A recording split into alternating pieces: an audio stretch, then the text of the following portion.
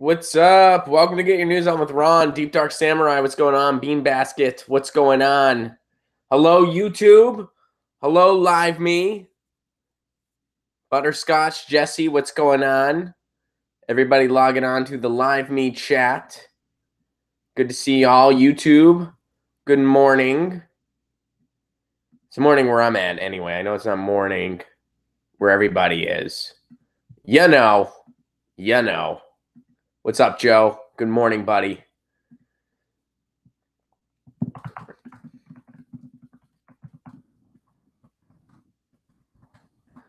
I go ahead and nice appearance on Crosstalk, Joe says. Thank you very much, Joe. I appreciate that. I had a fun time. Raven, how are you? I have not seen you in a while. Good to see you. Thank you for watching the Crosstalk appearance. Dark Horse, good morning. And YouTube, good morning to you guys as well. I can't see you guys in the chat. Kate, what's up? So I'm wishing a good morning to everybody on the Live Me portion of the stream. But good morning, everybody. How are you? Thank you for the kind words. Howdy, howdy, Marcus. What up? Thank you guys for the kind words about the Crosstalk appearance. I appreciate that very much. I'm glad you guys liked it. It was fun. It was quite a trip. We are almost at 30 people on the Live Me. Some of you guys know whenever we reach 30 people on the Live Me, that is when I play the theme song and the show has officially begun. If you don't know where you're at, you are watching Get Your News On with Ron, the world's first viewer-curated streaming news show. What does that mean? That means you guys tweet me articles at Ron Placone, and that's how we do the show. No volume. Is anyone else having no volume?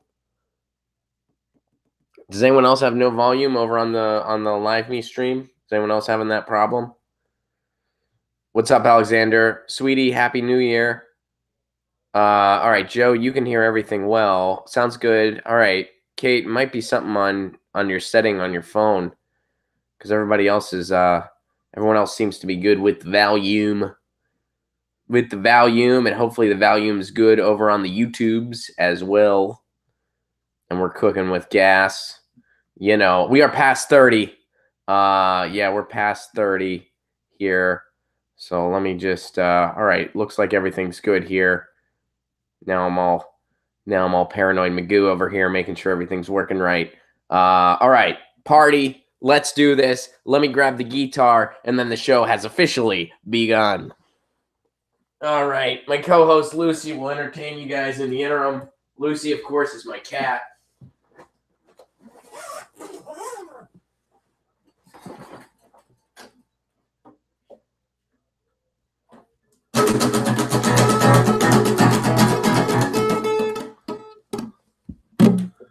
What's up, Long Beach? Good morning, sir. Right on time, might I add. Get your news on with Ron. I wanna know what's going on. We're getting our news on today. Get your news on with Ron. I wanna know what's going on. We're getting our news on today. You can tweet me an article at Ron Placone. We'll go through it together. We'll make it our own. Get your news on with Ron. I wanna know what's going on. Get our news on today.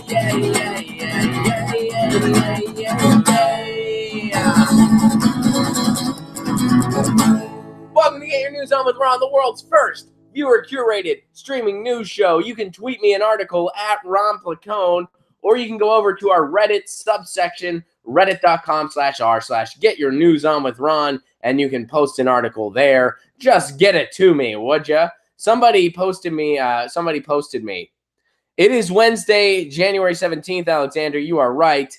And it's an exciting day for me because I get to go to a hockey game tonight. It was part of my birthday gift from my girlfriend. My birthday was a little while ago, but the tickets are for tonight. So I get to go see my Pittsburgh Penguins play in Anaheim. So I'm pretty freaking stoked for that, you guys. One of my favorite things to do is go see live hockey. I love live hockey. Marcus tweeted this. And here's the disclaimer that he gave. Imagine being this triggered. And here's the article that he sent. This is from the Washington Post. Democracy dies in darkness, and they're doing everything they can to help out. A men's rights activist edited The Last Jedi to remove the women. It's bad. Okay. All right. So there's, oh shit. All right. There's a lot of spoilers for Star Wars in this article. So I'm not going to give any of those spoilers out. I don't know if everyone here has seen Star Wars. So I don't want to give, I'm really going to be careful with this article because I don't want to give any Star Wars spoilers. If you're watching this later as a clip, don't worry. There's no Star Wars spoilers here. I'm not going to give any. I enjoyed the movie. I know some people didn't like it. People had strong reactions one way or another. I'm not a huge Star Wars connoisseur. I've seen all the movies, and I'm pretty much your generic, I don't know if generic's the right way to put it, but I'm pretty much your standard response. Episodes 1 through 3 did not do much for me. I thought episodes 1 and 2 were actually pretty bad movies. I did not enjoy them. Episode 3 I liked. I know a lot of people didn't even like episode 3. They're like, no, episode 3 was still garbage. And then, of course, the originals, which the originals are episodes 4, 5, and 6. Those are brilliant. Those are classic. Those are what made the franchise. And then the newer ones I've enjoyed, including the Offset movie, the Star Wars story. Jar Jar Binks, Joe points out Jar Jar Binks was pretty, yes, I agree. Jar Jar Binks was pretty painful. So anyway, that's how I feel about the movies. And apparently a men's rights activist, a guy named J.A. York, enthusiastically endorsed the film to his 38 YouTube subscribers. They pointed that out. This is the article doing this, not me. And he basically, I'm just skimming this so I make sure I don't spoil anything. But he took out all the women in the show. All right, that's I guess that's the movie is 3 minutes and 44 seconds, by the way.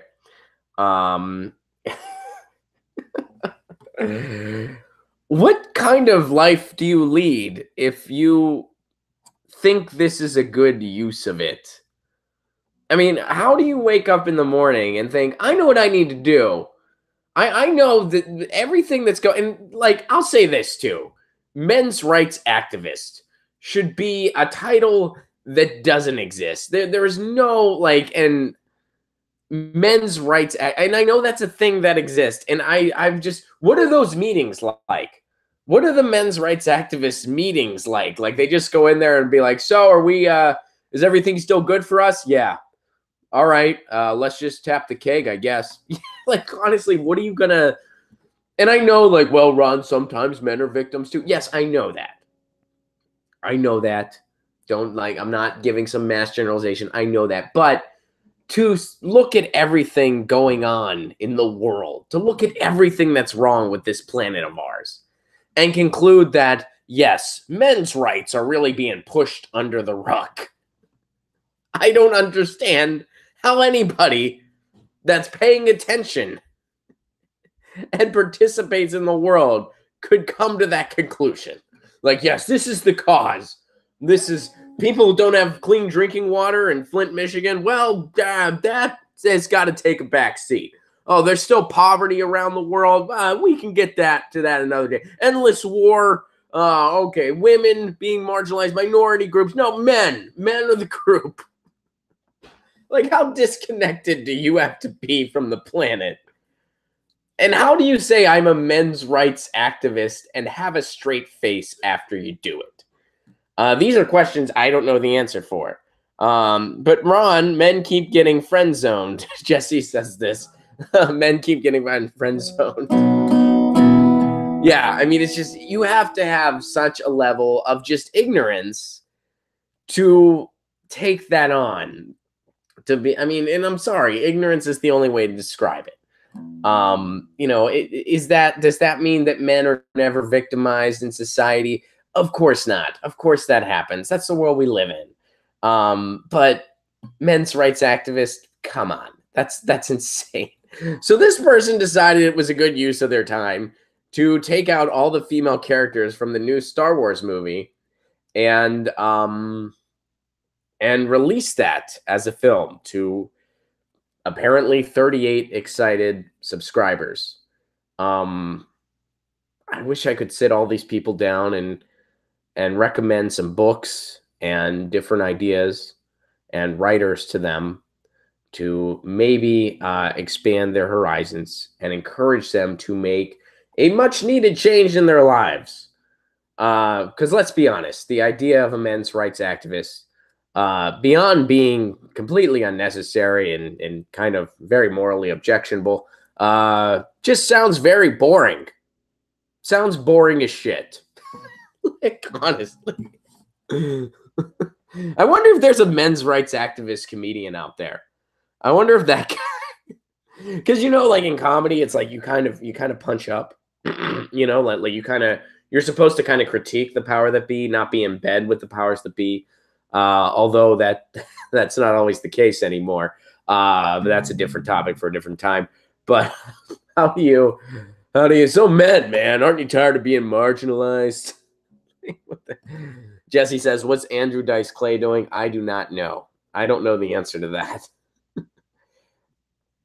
Maybe I'll make a parody act where I'm a men's rights activist comedian.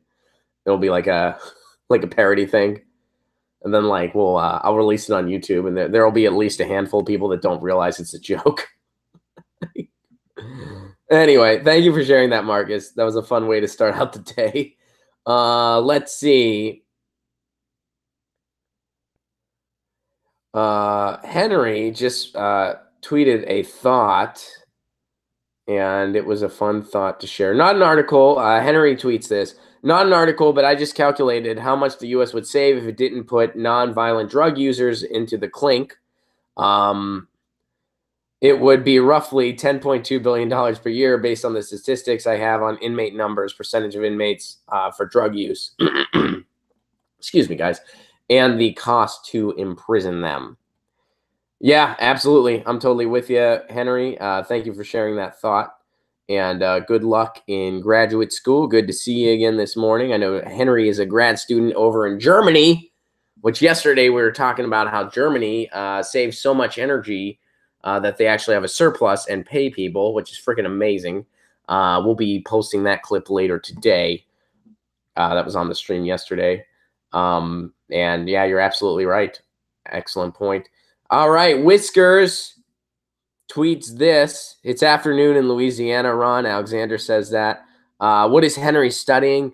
He told us yesterday. Kate asked that. He told us yesterday. I'm not sure. If he's in the chat, he'll let you know. Bella, Ryan, thank you very much for the likes. So this is from Whiskers Crawley. Let me give you a Get Your News On with Ron retweet. And this hour is moving really freaking fast, you guys. Really freaking fast. The New York Times, this is from the New York Times. Democrats, and they gave me an advertisement. They want me to subscribe. You know what? I'm not going to subscribe. No, New York Times, I don't want to subscribe. No, go down. I'm not. Alexander says it's ice in my home. It's icing in Louisiana right now, like ice fell. Holy shit. All right. In Southern California, I'm a little secluded to what's going on weather-wise. Still sunny here. Let's see here. Guys, we got a lot of articles. This is awesome. All right, so let's go over to this. Democrats add momentum to a GOP push to loosen banking rules. The most significant attempt to loosen rules imposed in the wake of the 2008 financial crisis is underway in Congress as the Senate looks to pass legislation within the next month that would roll back restrictions on swaths of the finance industry. Buoyed by their success in rewriting the tax code, the Trump administration and Republican lawmakers have now set their sights on helping the financial industry, which is engaged in a quiet but concerted push to relax many post-crisis rules and regulatory obligations, particularly for thousands of small and medium-sized banks. But unlike the $1.2 trillion tax overhaul, which passed along party lines, The effort to loosen post-crisis rules is somewhat bipartisan. And you know how the corporate media tries to train you, right? When it says bipartisan, that automatically means it's good, right? That's what you're taught. Is that the case? Not always. In fact, a lot of times, no. A lot of times, bipartisan just means the Republicans are essentially getting their way and Democrats have to give it lip service. A lot of times, that is what is meant by bipartisan. Republicans getting their way. Democrats are going to tie it up and put a bow on it in an attempt to not look as weak. So, going on that, let's continue with this. The bill would allow hundreds of smaller banks to avoid certain elements of federal oversight, including stress tests, which I didn't know that the banks were working with Scientologists. No, just kidding. This is something different. Which measures a bank's ability to withstand a severe economic downturn. Under current law, banks with assets of $50 billion or more would be considered systematically important financial institutions and therefore governed by stricter rules, comparatively speaking. All right, Senator Mitch McConnell, the majority leader and Kentucky Republican, is expected to bring the bill to Senate floor within a month. Hurdles remain. The House has already passed its own far more sweeping deregulatory effort, and progressive Democrats who warn that the legislation will return Wall Street to its more reckless past are mobilizing in hopes of derailing the legislation, even if that means attacking fellow Democrats who support it. It should be especially if that means attacking fellow Democrats who support it, because no Democrat should be supporting this. After what happened in 2008, and with the way Obama himself deregulating the banking industry and seeing the backlash that came along with it, the Democrats are completely in disarray. No Democrat should be on board with this. So now a banker, Forever Third Party says, so now a banker can only open 1 million fraudulent accounts. Yeah, keep in mind, this is all on the backs of Elizabeth Warren had her most pressing moment when she called out Wells Fargo. And sadly, it was nothing more than verbiage. But now Democrats really need to walk that line. Are they going to? No. But all right. So under the bill, firms with less than $10 billion in assets would be exempt from the quote-unquote stricter rules.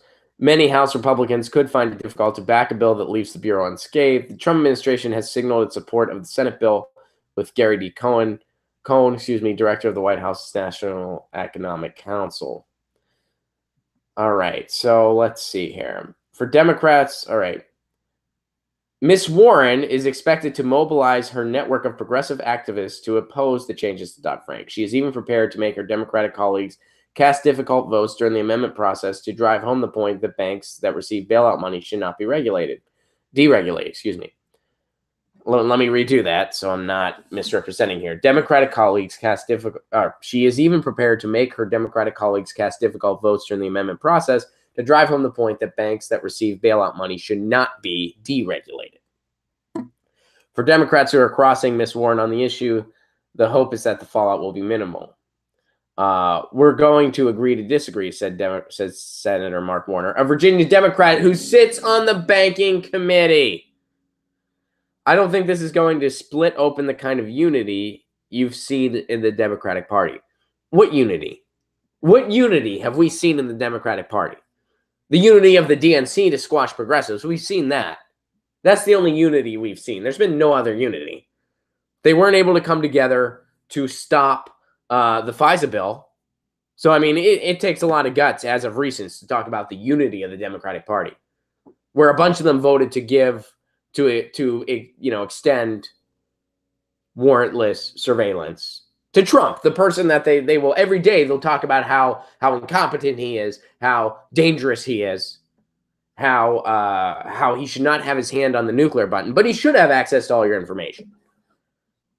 Those are the unified. That's the unified resistance. And now some of them are for further deregulation of the banking industry. This is the resistance, you guys. This is the resistance. And yes, Elizabeth Warren should at the very least be leading the opposition to this after the way she spoke regarding Wells Fargo.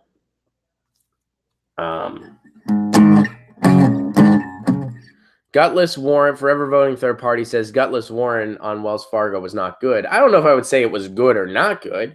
I would call it for what it is. What it was words. That was what it was. I mean, there was no action. It was just words. And did those words probably turn on a few people to corruption in the banking industry that they might not have known about prior? Yeah, probably. It probably did. Mostly because of the blogosphere amplifying it. But nonetheless, it probably happened. So I wouldn't say that's not a good thing or that's a bad thing. But, you know, let's keep it in perspective. Those were words. That's what they were. You know, and you know, it's a cliche, but it's true. Talk is cheap. Lack of action does not lead to accountability. Absolutely. No, I'm totally with you. Again, words are words. So, and I love how it's so shameless. Well, we'll agree to disagree, says the Democrat who's on the banking committee. Says the guy who is open about the fact that he's bought out. We'll agree to disagree. This is your resistance. This is your resistance. This is why we need a revolution. We have two parties that are bought out. And we'll see what happens here. I'm going to take a guess and say that this is going to pass with little resistance and nothing more than some verbiage from the quote-unquote resistance. And it's going to pass. All right. But thank you for sharing this. Good article. And we got a lot of stuff to get through today. Guys, if you have not tweeted an article yet, please refrain from doing so because we are pretty much at our quota already. I'm going to have to eventually, I think I'm going to have to eventually do this show for longer once I'm able to do that. All right, this is from Uppity Bumpkin. This is from judicialwatch.org. Forever voting third party says, Trump is unstable. Let's give him an extra $80 billion for war. Exactly. And again, there's your Mick resistance. All right, so the Judicial Watch releases 29 pages of FBI Clinton Lynch tarmac meeting documents previously withheld by Justice Department. So this is from November of 2017. So this is kind of this is a little dated here. Let's see. So these are just the documents containing the Clinton Lynch tarmac meeting. These new documents confirm the urgent need to reopen the Clinton email scandal and criminally investigate the resulting Obama, FBI, DOJ sham investigation. Tarmac meeting also came days before former FBI Director James Comey. All right, we're going to go ahead and kind of, I retweeted that if you guys want to check it out, but it's a little dated. It's stuff that that was kind of already in the, already out in the blogosphere. I don't feel like we need to revisit it. But thank you for sharing. Much appreciated. Let's move on because we got a lot to get through.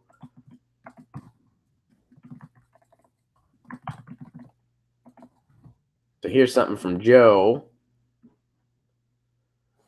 2020 Dems pose a big dilemma for Schumer. Senate Democratic leader Charles Schumer's efforts to unify Democrats and prevent a shutdown are complicated by lawmakers with presidential hopes who are pushing for a hardline stance against any short-term spending measure that doesn't protect certain young immigrants from deportation. Senate Democrats such as Cory Booker, Kristen Gillibrand, and Kamala Harris have signaled they will not support a short-term spending bill that leaves the fate of these immigrants, often called dreamers, up in the air. All three potential presidential candidates, along with two others, Elizabeth Warren and Bernie Sanders, voted against a recent 4-week spending stopgap that does not address the plight of recipients of the DACA program. Yeah, that's what they should be doing politically. And they fell short of it in December. They had a moment. Remember when Obama was in office and Republicans would just plant their feet in the ground at every opportunity? Democrats had a chance to do that. Democrats had a chance to be like, if DACA spending is not involved, we're not going to be on board for this. We're going to resist this. Literally, actually resist this. Not make resistance style, actually resist it. They didn't. They rolled over and played dead. Chuck Schumer supported it instead of letting a short-term shutdown happen and pinning it to the Republicans. Pinning it to the Republicans. And being like, why aren't we doing this? Because Republicans don't want to come through on DACA, a promise we made to immigrants that are in this country and are playing by the rules. They don't want to compromise on that, so we're not going anywhere. They're forcing this. Pin it to the Republicans and actually look like you stand for something. Instead, the Democrats didn't do that. They want to roll over and play dead. Chuck Schumer wants to continue to roll over and play dead. Why? Because his donors want it. And who's resisting it? People that might want a shot at the White House in 2020. The one thing this says, and I don't think, you know, and I think this is just a political football. I think that they're going to roll over and play dead on DACA anyway, unfortunately. But this is a political football because people like Cory Booker and Kamala Harris, they know that they need to at least appear to support stuff like this if they want a shot at the office in 2020. What does that mean? That means a couple things. First of all, that means that legislation does not give a shit about public opinion at all. Something we already knew. We already knew that, but this makes it more apparent than ever because you have people throwing political footballs to make themselves look better for a 2020 run. Don't be fooled by the smoke and mirrors, by the way. Don't be fooled by the smoke and mirrors.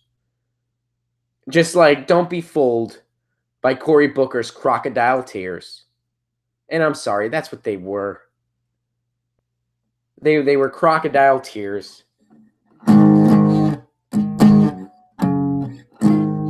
When he has not really come out in support of single payer. You know, I mean, he's given it lip service. He's like, yeah, I'm co-sponsoring the bill with Bernie, but I'm looking into all these other things too. Yeah, I'm doing this with Bernie, but I'm also looking into other things. Other things, not single payer. That's what other things is code for, not single payer. Other things means a donor-approved version, meaning millions of people still aren't going to have health care. That's what that means. So, you know,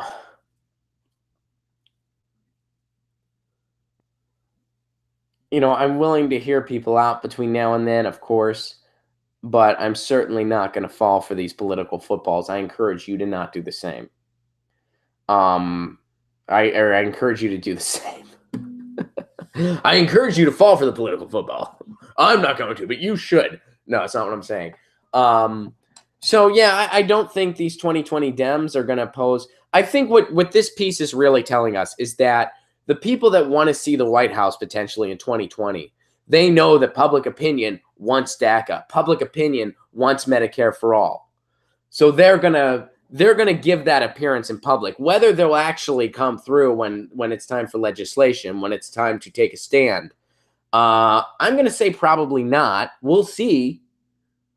But this shows that the people in 2020 know where public opinion is, and they care just enough to put on the facade when they need to.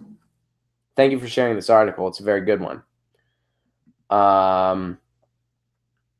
Let's see. Moving on.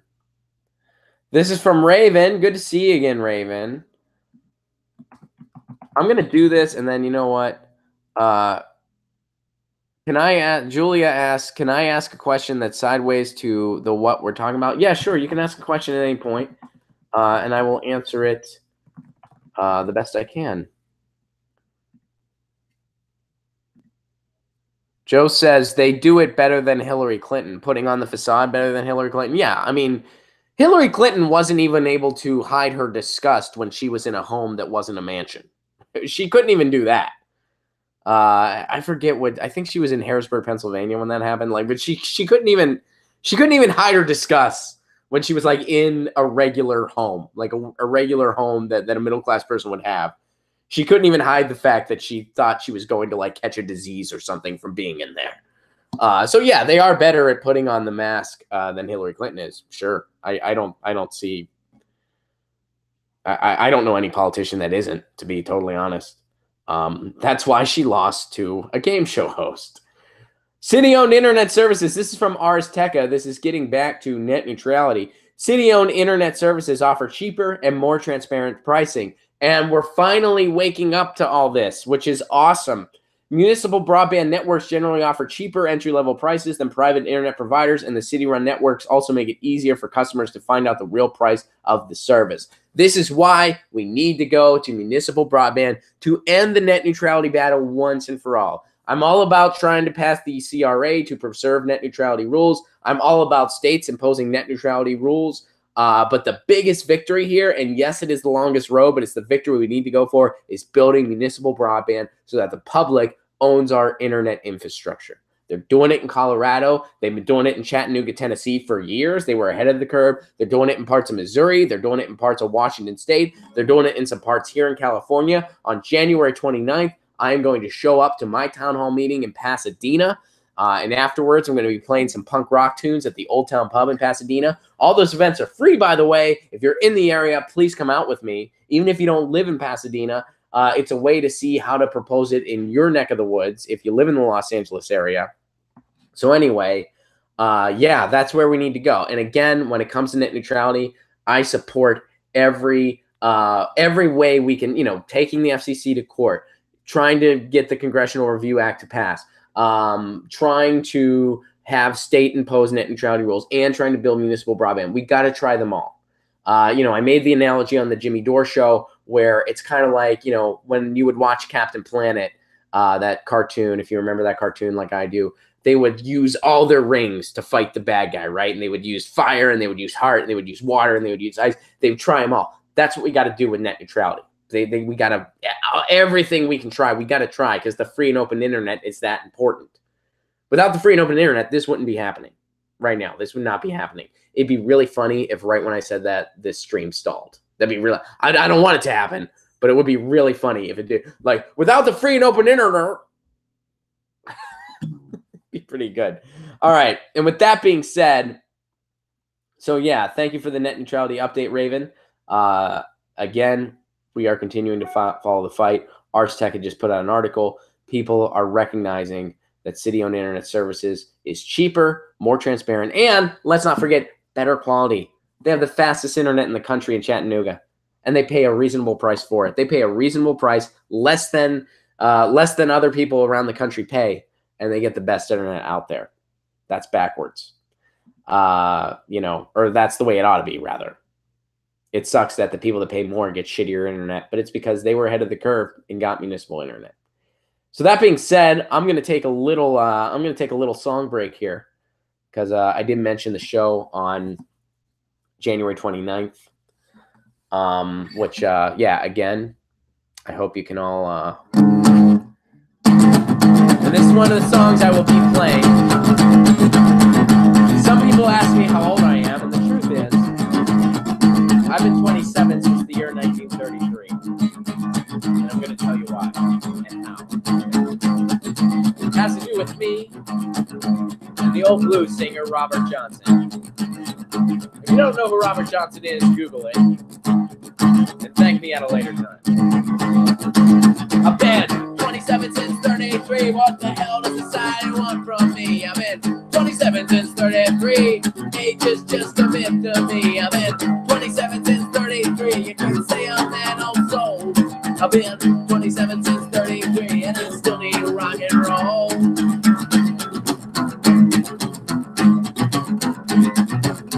Robbie went down to see the devil, said you wanna go down too. I said, Robbie, that seems a little bit heavy for me, but for you. 3 drinks later, I was there by his side. I said, hey, Ron, you wanna go for a ride? I said, look, Robbie, I just wanna make it through. 27 since 33. I've seen it all, but not all seen me. I've been 27 since 33. So maybe I'll get that vasectomy. I've been 27 since 33. On my brain, it takes the toll. I've been 27 since 33, and I'm never growing old.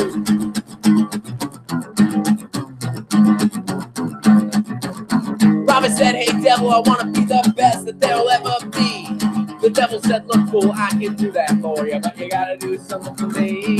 You'll be the best there'll ever be, but at 27 you'll die. And your friend over there with the long red hair will be the same age forever. He'll be the same age forever. He'll be the same age forever that he is tonight. 27 since 33. I've been 27 since 33. I've been 27 since 33. I've been 27 since 33. All right.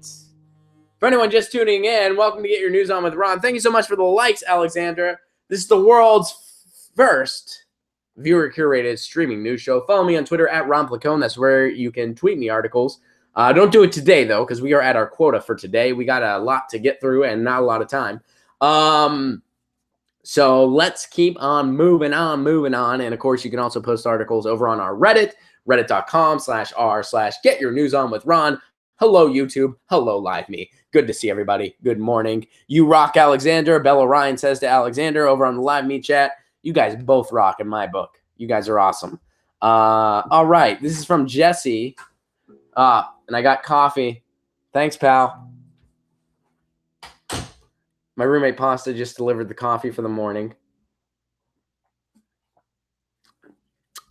And he does a good job at it. Check out his show, The Convo Couch. Let's see here. Let me try to position this. My desk is small and space is limited, everybody. All right. This is from Jesse. Let me give you a Get Your News On with Ron retweet.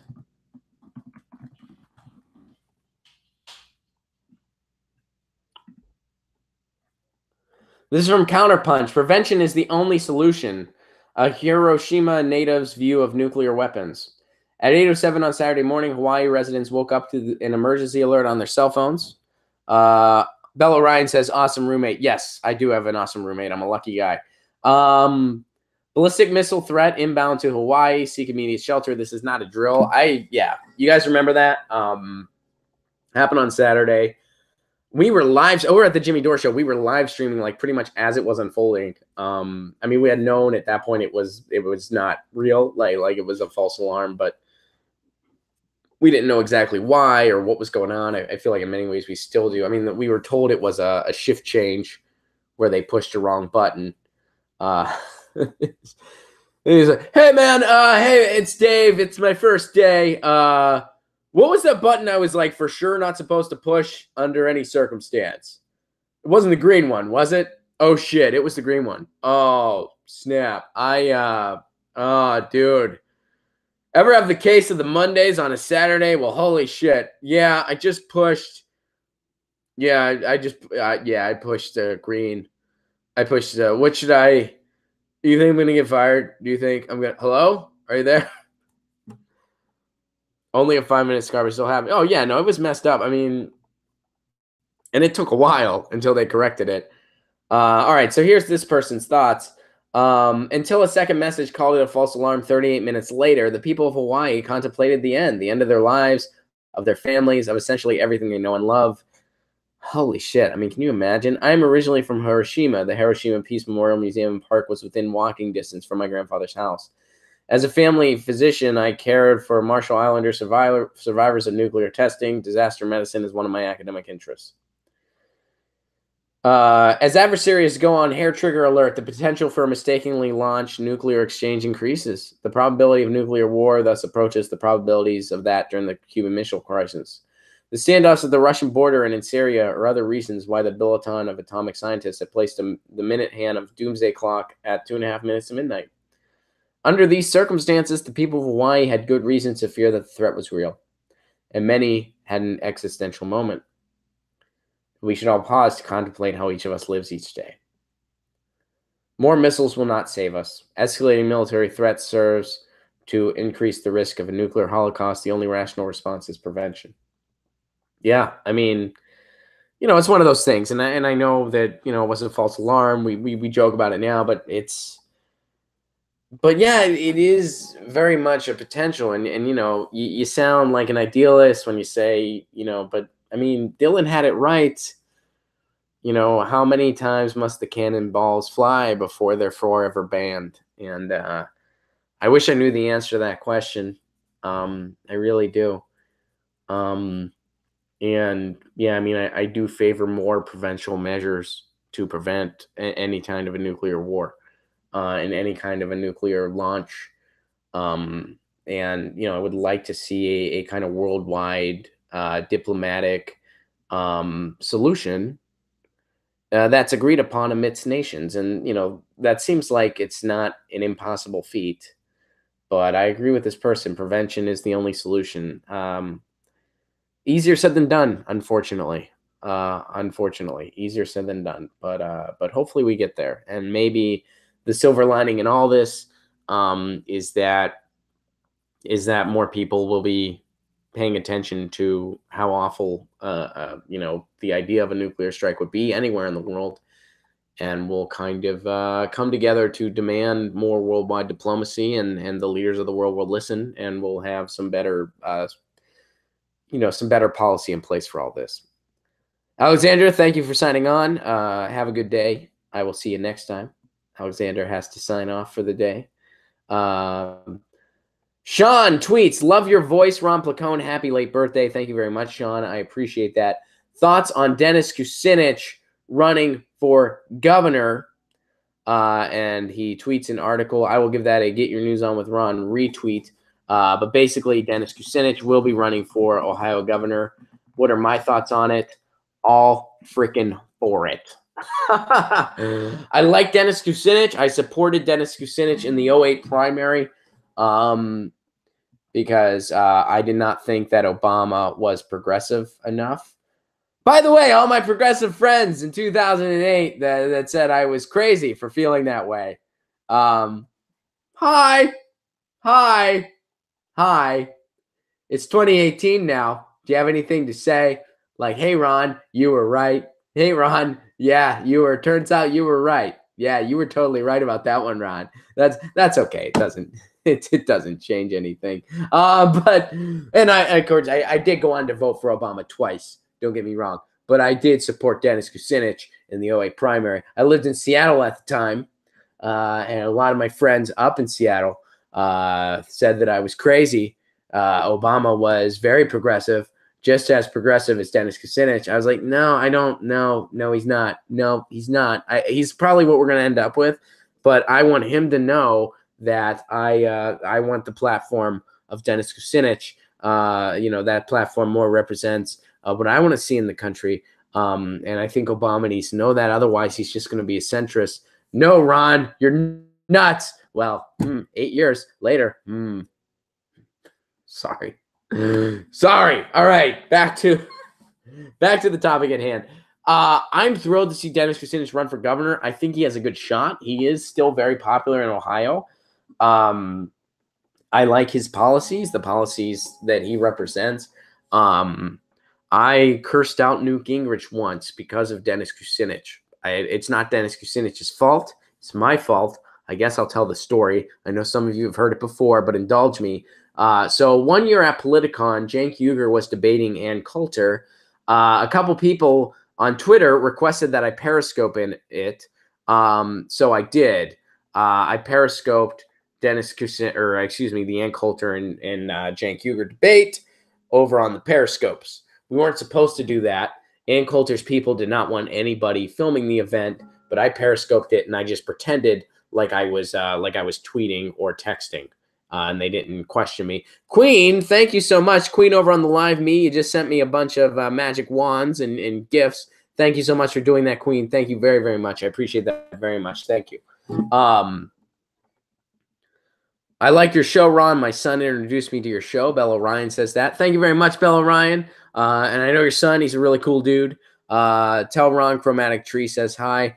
Tell Chromatic Tree that I said hi back. And thank you so much for being here. Queen says you're welcome. Thank you very much, Queen. I do appreciate that once again. So, yeah, I'm all about Dennis Kucinich running for governor. I think he would make an excellent governor. And so anyway, getting back to I'll divert for the story real quick before we move on.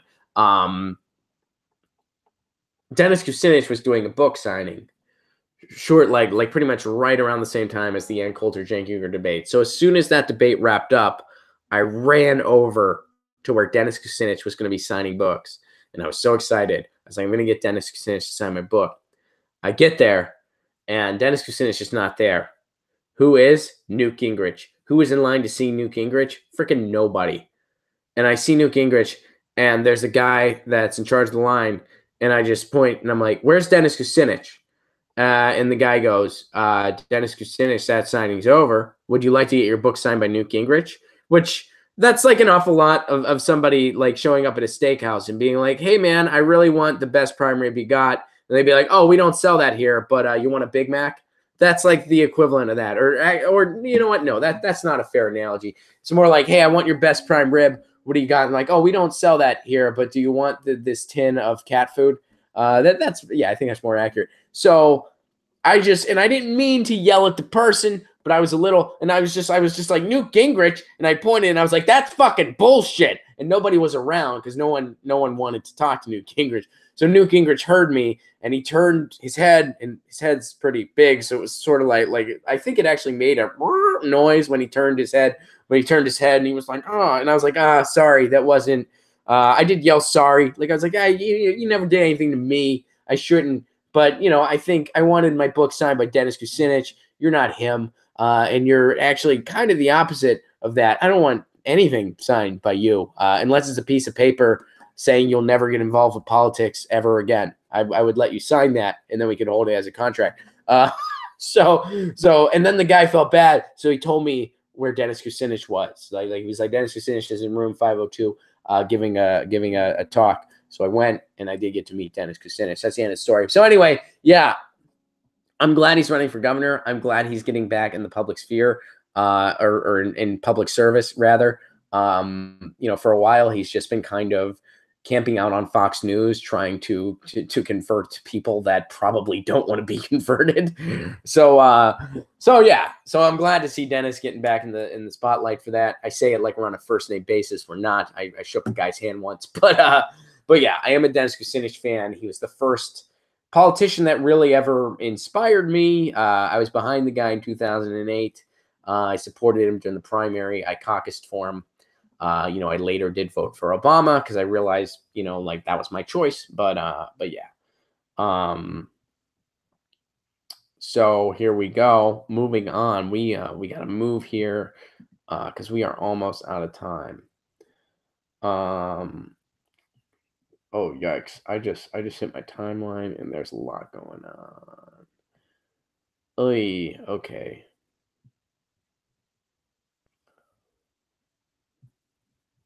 Here we go. This is from Ken, or Long Beach.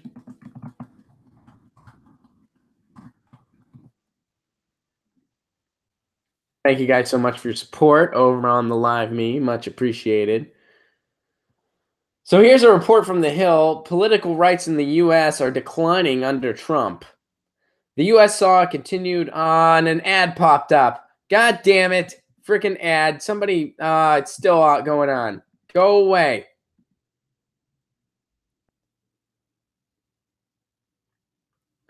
Forever voting for party says, we came for Bernie. They gave Hillary. We got Trump. Yep, absolutely. Cisco, thank you very much for the likes over on the Live Me. Political rights in the U.S. decline under Trump. The U.S. saw a continued decline in its political rights over the past year amid concerns over the Trump administration's ethical violations. Freedom House, in its annual report, said the U.S. political rights rating has declined by one rank due to growing evidence of Russian interference in the 2016 elections, violations of basic ethical standards by the new administration, and a reduction in government transparency. Because they were so transparent before. Really?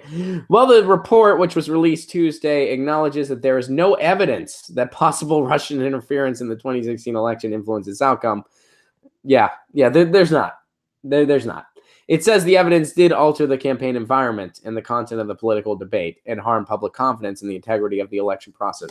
The integrity of the election process, where we have gerrymandering, where we have the Electoral College. So much integrity. Where we have superdelegates. Where we have two parties bought and sold by the same people. One of the parties that's supposed to represent the working class people has a thing called superdelegates because they don't think you're smart enough to pick a candidate. They need people to help you because McGovern happened. That's the story we're told. And by the way, if anybody buys, people have said that to me with a straight face, that they buy. Well, the reason we have superdelegates is because of McGovern. We need them. How could we exist without them? And I ponder, and it takes all of my self-restraint not to look at that person and be like, how do you wipe your own ass? And say with a straight face, yeah, I'm too dumb to elect a candidate. I'm too dumb to know what policies would help me, so I need you to spoon feed it to me. And even if my state wants somebody else, you're smarter than everybody else in the freaking state because you're a super delegate and you can just do what you want. Looking at you, Al Franken. I mean, what the fuck? The integrity in the election. What integrity? Our election process has the integrity of a third-party pyramid scheme that has gotten more slaps on the wrist by the Better Business Bureau than someone that has a shitty Better Business Bureau rating. I don't know. This is on the top of my head, people. I don't have a good analogy. But no, everything was fine and hunky-dory until Trump got here. I forgot. What the fuck? And I'm not saying Trump's not a disaster. He is. Trump's awful. But Trump is the result of our system. Trump is what happens when you have the system I just described. When you have two parties bought and sold by the same owners. When you have a pseudo-democratic process that's a parody of itself. When you have unapologetic voter suppression that no one gives a shit about. You get a demagogue like Trump. Because people are so pissed off at the status quo, and rightfully so, that they're going to turn to somebody that claims to be an outsider, even though he's just another plutocratic billionaire who has benefited from the status quo his entire life, just by being born. You really expect somebody like that to be an outsider and buck the system that has handed them an amount of wealth that most people can't even relate to? I don't either. So it's just a scam every which way to Sunday. Long Beach, thank you for sharing that. And guys, I think we just hit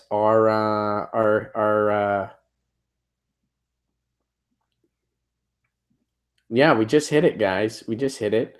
Uppity Bumpkin reminds us that a Japan broadcaster mistakenly issued a North Korea missile warning as well. So it did go worldwide. And guys, we are totally out of time. Thank you so much for being here. Guys, this has been Get Your News On with Ron. The world's first viewer-curated streaming news show. If you want to support this show, you can do so over on Patreon, patreon.com/Ron Placone, where for as low as $1 a month, you get an exclusive podcast, you get exclusive video, you get writings, you get free tickets to shows. Any of my shows you can go for free if you're a patron, and more. We've been having meetups. It's been going really cool. So if you're able to support this show, please consider doing so. Patreon.com/Ron Placone. Guys, thank you so much for being a part of this.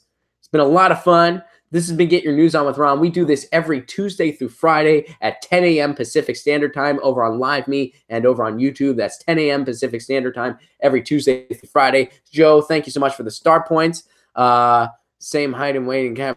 All right. Thank you so much, Kate. Thank you so much for ever voting third party. Everybody over on the LiveMe, everybody over on the YouTube. Get your news on, Ron. I want to know what's going on. We're getting my news on today. News on, Ron. I want to know what's going on. Let's hope they don't start World War III. You can tweet me an article at Ron Placone. We'll go through it together. We'll make it our own. Get your news on, Ron. I want to know what's going on. Get my news on today.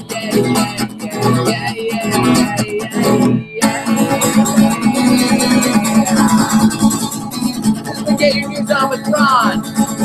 Follow me on Twitter at Ron Placone, RonPlacone.com. Find out when I'm coming to a city near you. Patreon.com/Ron Placone if you are so able. We do this every Tuesday through Friday from 10 a.m. At 10 a.m. Pacific Standard Time. This has been Get Your News On with Ron, the world's first viewer-curated streaming news show. Be safe in this crazy world of ours. I will see you tomorrow at 10 a.m. Pacific time. Peace.